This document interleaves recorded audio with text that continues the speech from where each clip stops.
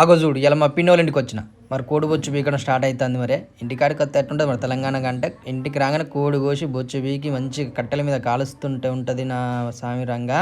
ఇక కట్టెల పొయ్యి అయితే వెలుగుతుంది. మరి అంతలో వాళ్ళకి బొచ్చు పీకుతూ అవుతుంది. ఆ బొచ్చు పీకగానే కట్టెల మీద కాపుడే మరి. ఇగో బాబాయ్ కాపు.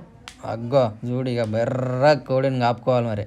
ఎర్రగా మంచిగా ఎర్రగా ఇట్లా మెరుస్తుండాలి, రెడ్గా అయిపోవాలి కాపితే. ఓకే మరి ఇక పసుపు వేసుకొని మంచిగా కడుక్కుందాం. ఇక అట్లా మరి మంచిగా రుద్దాలి. చూడండి ఒకసారి. అమ్ము భలే అన్నది కదా.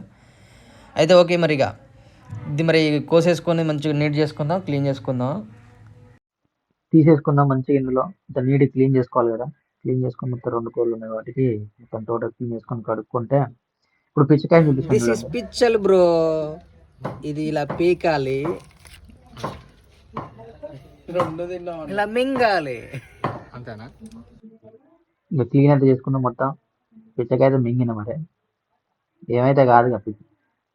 ఇంకా కటింగ్ మొదలైంది మరి. టక టక టక టక టక టక టక కొట్టి పడేస్తుంది మా బాబు మరి. ఎంత ఫాస్ట్ కొడుతుంది చూడండి మరి.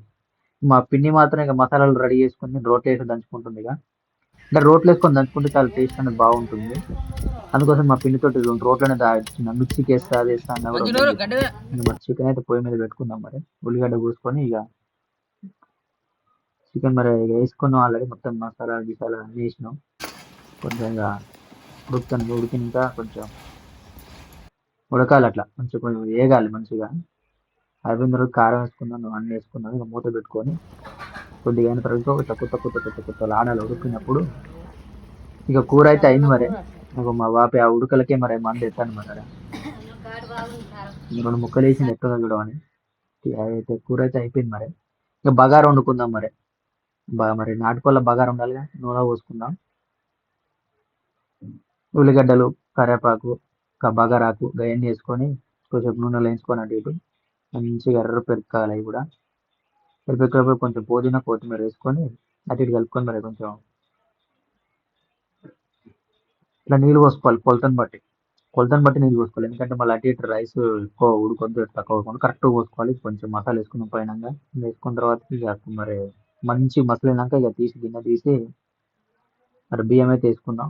బియ్యం వేసుకున్న తర్వాత ఒక 10 నిమిషాలలో ఉడికిపోతే తొందరగా అవుతుంది మరి. అంతలో వాళ్ళు మరి ఎవరు ఏం వేసేది వేస్తూనే ఉంటారు. మా తెలంగాణ కట్టనే ఉంటారు మరి. వేసేది వేస్తూనే ఉంటారు. తీసినాక మంచిగా అయింది మరి. బాగా అన్నం కూడా అయింది. ఇక మరి దించుకోవడం మనం కూడా చూసి ఇక కథ మరి ఇక పోయి పెట్టుకుని తిందాం. ఇక సరే పెట్టుకుని ఇక మరి అయిపోయింది. ఇక అందరికి పెడతాను మరి. పెట్టిన తర్వాత ఇక ఎట్టుంది తిని కూడా చూపిస్తా మరి. తినే టేస్ట్ కూడా చెప్తా. మా బాబాయ్ అడుగుతాను ఫస్ట్ మరి. ఎట్టుంది బాబాయ్? సూపరా? అగో మా బాబాయ్ సూపర్ అయితే అన్నాడు మరి. కథ మరి నేను తిని చెప్తాను మరి ఎట్లుందన్న కథ. మరి పెట్టింది మరి కింది మా కలుపుతాయి కాలుతుంది మరి. కలుపుకొని వేడి చికెన్ నాటుకోడి పులుసా మాది ఈడే బొచ్చు పీకింది.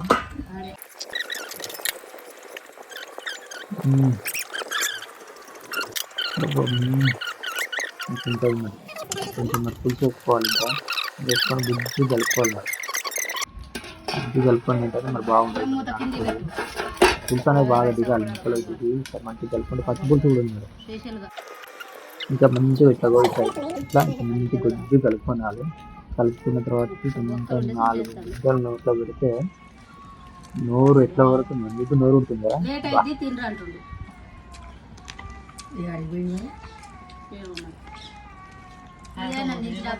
రొట్టెలు వేసుకొని తింటున్నాం మరి. మరిన్ని వీడియోలో కలుసుకుందాం. నమస్తే దోస్తులు.